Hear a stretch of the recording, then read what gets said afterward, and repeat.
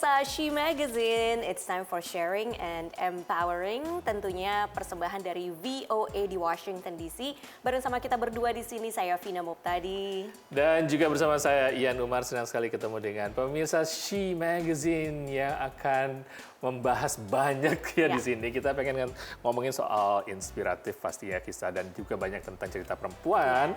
Dan ngomongin soal perempuan, banyak perempuan di Amerika ini juga adalah orang-orang Indonesia yang berkarya. Banyak sekali karya-karya mereka di sini dan profesi mereka juga berbagai macam. Kita akan memperlihatkan berbagai kisah-kisah mereka. Ada yang pekerjaannya di bidang teknologi juga, ada yang juga di bidang jasa. Wah, seru sekali nih ya. Pastinya dong, kita akan share juga bahkan ada seorang diaspora Indonesia yang share upahnya dia berapa gitu untuk melakukan pekerjaan itu di Amerika. So kalau penasaran tungguin terus ceritanya akan hadir, tapi sekarang kita lihat dulu news flash tentang perempuan-perempuan mancanegara dengan prestasi mereka. Museum M+ Hong Kong akan menggelar Yayoi Kusama 1945 to Now.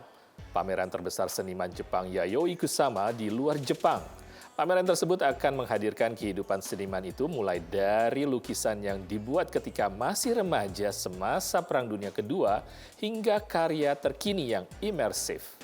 Kathy Hochul mengukir sejarah dengan menjadi perempuan pertama yang memenangkan pemilihan gubernur New York. Sebelumnya ia telah menduduki jabatan itu setelah menggantikan Andrew Cuomo yang mundur karena skandal. Hochul mengalahkan saingannya Lee Zeldin dari Partai Republik. Anak-anak perempuan di sebuah klub sepak bola Australia mendapat dukungan ekstra terhadap kesehatan mental mereka berkat program mentoring. Gaining Ground adalah program yang memberdayakan perempuan dan anak perempuan lewat olahraga. Caranya dengan memasangkan pemain senior dengan tim junior.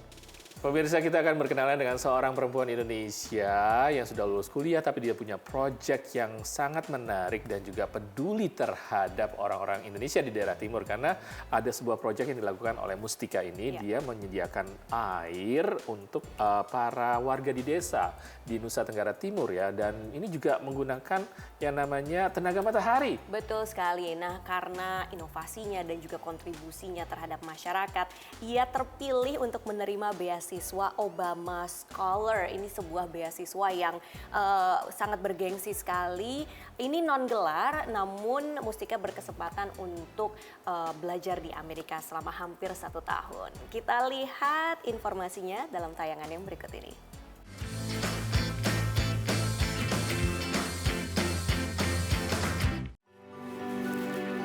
Makanya aku buat Solar Chapter ini jadi platform buat anak-anak muda yang walaupun jauh kita masih tetap bisa kontribusi loh gitu. Program AIR kita ternyata bisa meningkatkan 113% pendapatan di NTT. Dampak yang dirasakan masyarakat desa di Nusa Tenggara Timur melalui Solar Chapter. Organisasi nirlaba yang berdiri sejak 5 tahun lalu membawa Mustika Wijaya ke University of Columbia di New York. Mustika terpilih sebagai penerima beasiswa program Obama Scholar. Program non-gelar ini diberikan kepada anak muda pembuat perubahan dari seluruh dunia yang telah memberikan kontribusi bagi negaranya. Melalui Solar Chapter, Mustika memberdayakan penduduk desa di NTT dengan membangun proyek pengadaan air bersih menggunakan tenaga matahari yang membantu perbaikan di bidang pendidikan dan kesejahteraan. Tapi di situ tuh yang penting mereka nanya apa sih yang kamu mau lakuin ke depannya gitu. Jadi aku cerita aja masalahku di Solar Chapter. Kita mau scale up our impact tapi organization structure-nya bagaimana yang terbaik gitu. Nah, di situ mereka bisa ngelihat apa yang bisa mereka bantu buat kita. Mustika yang mendirikan Solar Chapter saat kuliah Teknik Elektro di University of Illinois Urbana-Champaign akan menempuh pelatihan kepemimpinan dan mengambil beberapa kelas terkait dengan tujuan yang ingin dicapai selama 9 bulan. Philip Lerocco yang sudah 15 tahun mengajar di Columbia University adalah salah satu dari pembimbing Mustika. Ia bilang ia optimis dengan potensi Solar Chapter. What we've been working on together, Mustika and I, is a pilot program that would prove that she and her colleagues could create sustainable water projects in a diverse set of villages. When I say diverse, I mean diverse by income groups, and that they could do it at a far better cost-effective approach than traditional 100% aid. Ada 12 penerima beasiswa Obama Scholar di University of Columbia dan Mustika adalah satu-satunya yang berasal dari Indonesia. Jose De Paz adalah pendiri dan CEO First Tech Fund, sebuah organisasi nirlaba berbasis di New York. Organisasinya membantu menyediakan komputer gratis dan akses ke internet bagi siswa dari keluarga yang kurang mampu.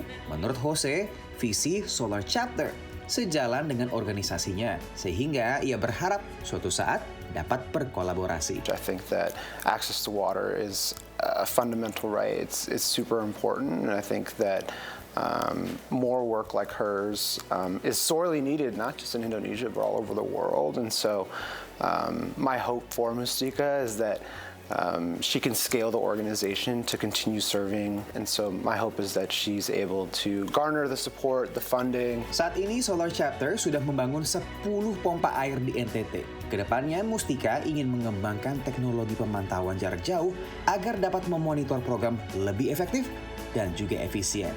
Dari Columbia University, New York, Randy Wicaksana dan Nia Iman Santoso, VOA.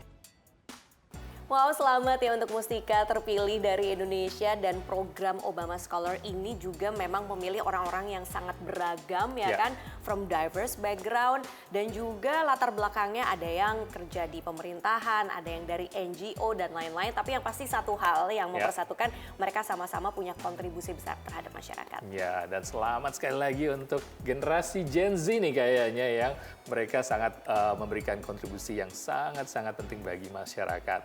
Dan tentunya kita juga masih banyak cerita-cerita lain ya tentang perempuan-perempuan Indonesia seperti yang kita bilang tadi. Jadi jangan kemana-mana, hanya di She Magazine.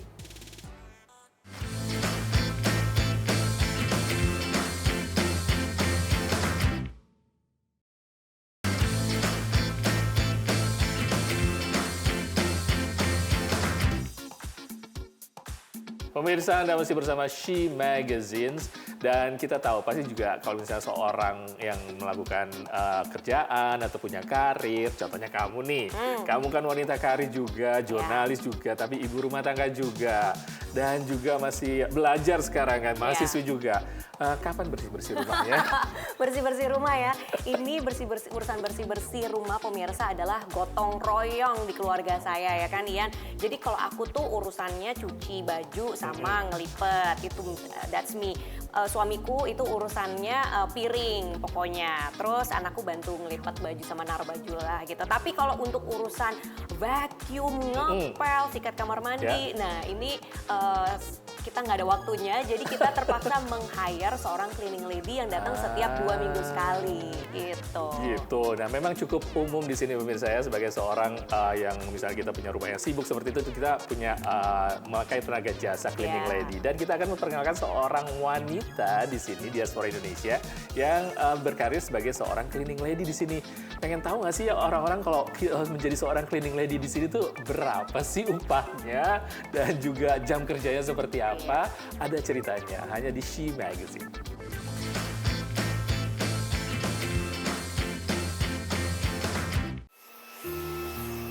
Ya nggak mesti, kadang-kadang kalau rumahnya gede aku ya sampai 5 jam, 6 jam.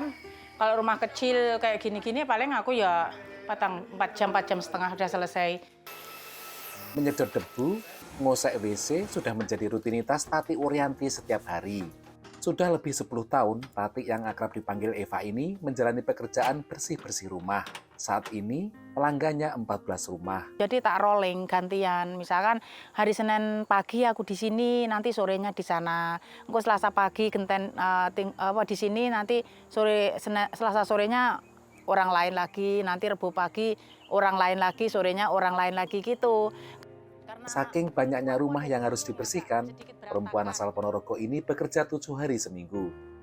Hari-harinya diawali dengan menyiapkan bekal makanan di apartemennya di Rockville, Maryland. Jantung pisang, sama teri, sama jamur. Aku setiap hari makanan aku masih makanan Indonesia, lidahnya masih lidah Indonesia. Jadi masak sendiri makanan Indonesia. Dalam sehari, biasanya ia membersihkan 2 rumah, tapi kadang 3 rumah. Tak heran makan siang pun kadang di jalan saat pindah dari satu rumah ke rumah lainnya. Ya, ada waktu 5 menit ini ya, mau makan dulu.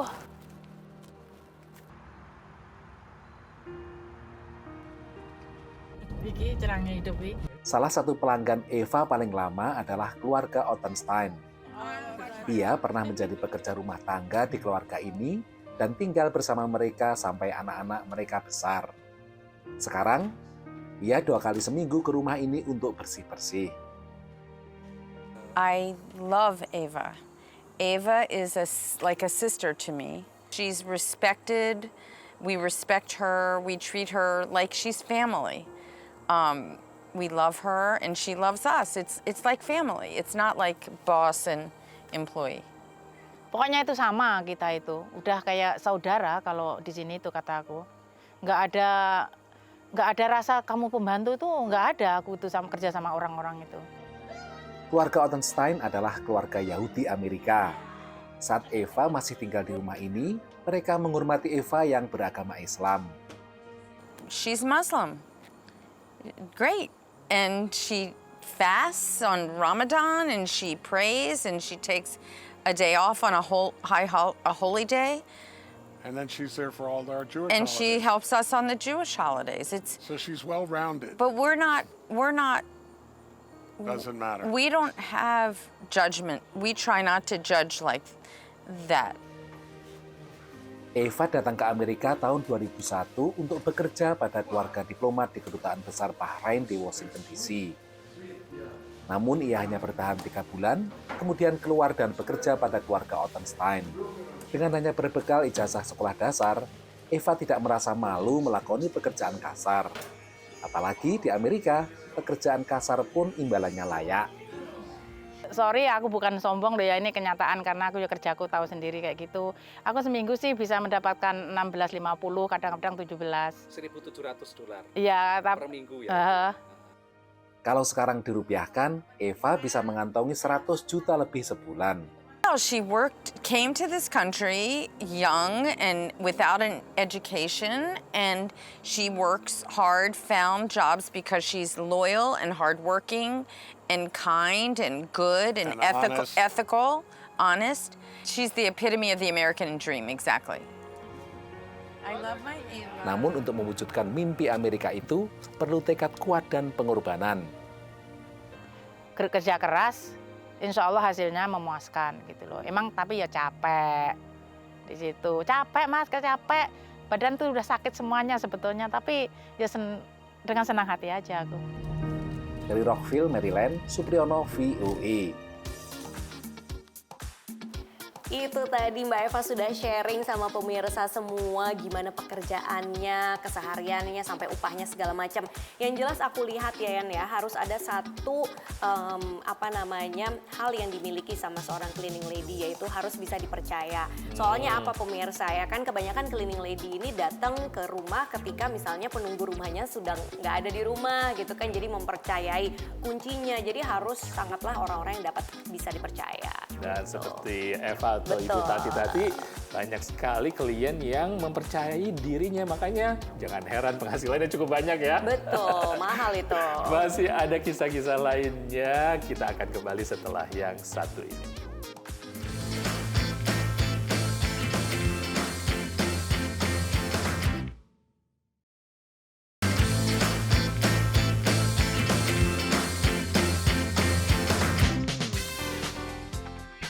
Hai pemirsa, Anda masih nonton She Magazine Sharing and Empowering. Di episode ini kita akan sharing tentang perempuan Indonesia yang berkarya di luar negeri.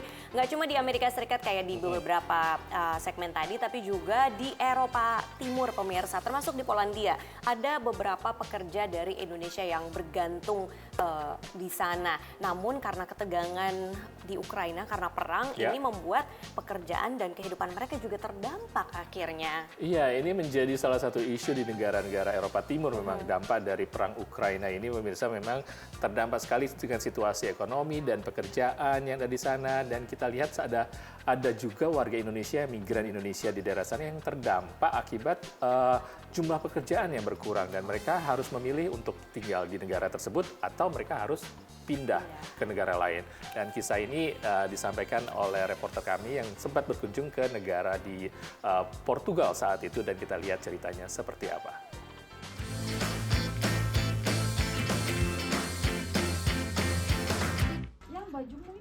Kerja keras dan pantang menyerah menjadi moto hidup Esther Ratnawati dan Tino Sofianto, pasutri asal Jombang, Jawa Timur. Selama musim panas tahun ini, keduanya bekerja di salah satu perkebunan raspberry di Sotutonio, sebuah kota kecil di Portugal bagian selatan. Di sini tergantung, kalau buahnya lagi banyak bisa sampai 12, 13. Kalau saya kan bagian packing buah atau tempelin stiker label pada kemasan buah, itu kadang 13 jam, 12 jam.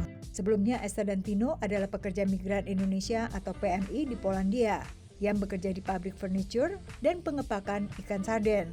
Awalnya jatah jam kerjanya cukup untuk memenuhi kebutuhan mereka sendiri dan keluarga di tanah air. Namun, kondisinya berubah akhir Februari. Efek perang Ukraina, Rusia, jadi banyak pendatang pengungsian dari Ukraina, jadi kita kompetisi orang Asia sama orang Ukraina untuk mencari job. Jadi jam kerja di Polandia itu makin lama makin berkurang. Ada yang banyak libur, ada yang nganggur gitu. Kita sampai nganggur 4 minggu ya. Esther dan suaminya lalu mengadu nasib ke Portugal. Dan sebagian lainnya menurut Esther pindah ke negara Eropa lainnya termasuk Belanda. Dirjen dari MOVA, Kemlu di Polandia, Maret akhir atau April. Beliau yang me-alert, mungkin mesti diperhatikan bahwa memang saat ini aspek keamanan harus dilihat, kemudian juga karena banyak pengungsi Ukraina, ada lapangan pekerjaan yang memang akan diprioritaskan bagi pengungsi Ukraina. Namun dengan berjalannya waktu, menurut Dubes RI di Warsawa, kesempatan kerja di Polandia sudah membaik. Justru banyak permintaan pengisian lowongan pekerjaan khususnya di pengepakan ayam, kemudian ada yang di tukang las, habis itu ada yang di perkebunan, mereka minta. Tetapi memang saya yang memang agak hold dulu. Menurut Eko, pekerja pengalengan ikan di Gedang Polandia Utara, dalam beberapa bulan terakhir bahkan sudah ada PMI baru. Banyak Mbak, masih banyak. Baru datang itu yang dari PT saya sendiri itu sekitar ada 11 orang. Yang 4 orang kalau nggak salah sudah masuk ke tempat kita, ke pabrik kita. Yang 6 lainnya itu kemarin langsung direkrut di Salmon. Sementara Esther dan Tino masih enggan kembali ke Polandia. Meski pada musim dingin, musim panen berakhir. Lebih enak sini, karena di sini kan nggak terlalu dingin. Paling tidak nggak ada salju. Kalau musim panas? Tetap dingin kan. Keduanya berencana mengadu nasib ke Spanyol, bekerja di restoran di Madrid. Dari Portugal dan Alexandria, Virginia, Yuni Salim dan tim VOA. Dan para pekerja migran ini juga mendapatkan perhatian juga loh dari kedutaan-kedutaan Indonesia yang ada di wilayah tersebut dan mereka juga tahu situasinya seperti apa. Dan ngomongin soal kedutaan, ternyata kedutaan itu tugasnya nggak cuma ngurusin hal-hal seperti itu loh pemirsa atau diplomasi dengan negara, tapi juga ada diplomasi budaya. Iya dong, ini penting ya. Salah satunya yang terjadi di Washington DC baru-baru ini, tepatnya di State Department atau Departemen Luar Negeri di Amerika Serikat. Jadi perkumpulan para istri diplomat di Departemen Luar Negeri Amerika mengadakan acara yang namanya Exotic Bali yang tentunya mendapatkan dukungan penuh dari KBRI yang ada di Washington DC. Dan di acara tersebut para istri diplomat termasuk juga para staf Departemen Luar Negeri orang-orang Amerika mendapat kesempatan untuk belajar tentang kain Bali ya. Jadi nggak cuma batik aja yang mereka pelajari, sekarang mereka dapat informasi tambahan tentang kain Bali termasuk kain geringsing yang pembuatannya itu amat sangat rumit. Kita lihat liputannya.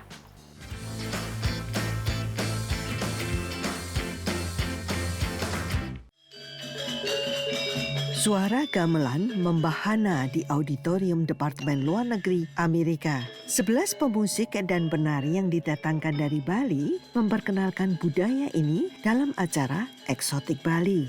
Kekayaan nenek moyang warga Bali berupa tenun tradisional geringsing juga ditampilkan. Geringsing dianggap sebagai kain suci, terutama untuk penyembuhan. Sesuai artinya, gering, penyakit, dan sing, tidak.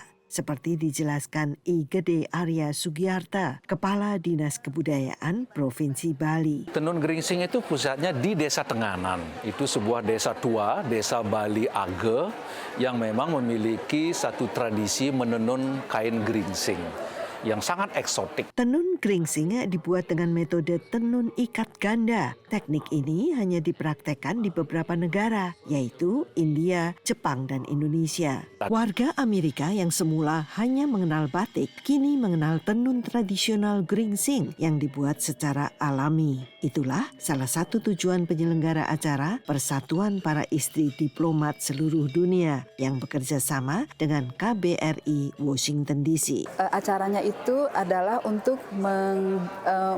menggabungkan seluruh perwakilan-perwakilan negara-negara yang ada di Amerika, karena kita di bawah Kementerian Luar Negeri. Duta Besar RI untuk AS, Rosan Ruslani, dalam sambutannya mengatakan, Bali mengingatkan kita pada film tahun 2010 yang dibintangi Julia Roberts, Eat, Pray, Love. Film itu menarik bagi mereka yang suka berwisata, seperti dikatakan Karen Katak yang mengenal Bali dari teman-temannya. I enjoy the dancing the most and the music. It's very different from the things that we hear around here. And I really like that they broke down what the music was about and what the dances meant and how to do the eye movements from the dance. Acara ini juga memperkenalkan tarian Bali dengan lebih mendalam. Berbagai gerakan mata, mimik, serta ekspresi wajah diperagakan I Made Bandem, tokoh kesenian Bali. Tari unggulan Bali seperti Olek Tamu Lilingan, Sekar Jagat, dan Tari Cendrawasih juga ditampilkan. Dari Washington DC, Puspita Sariwati, Nia Iman Santoso, VOA.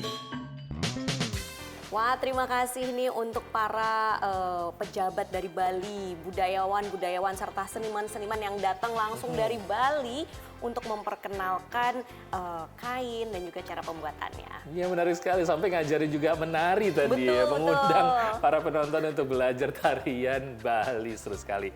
Dan pemirsa, sayangnya kami berdua harus pamit dulu dan sudah menyampaikan berbagai kisah-kisah yang menjadi inspirasi bagi kita semua hanya di She Magazine. Saya Ian Umar, pamit dulu. Dan saya Vina Muptadi, juga mewakili teman-teman She Magazine. Kita pamit, tapi kita akan balik lagi minggu depan. Sampai jumpa.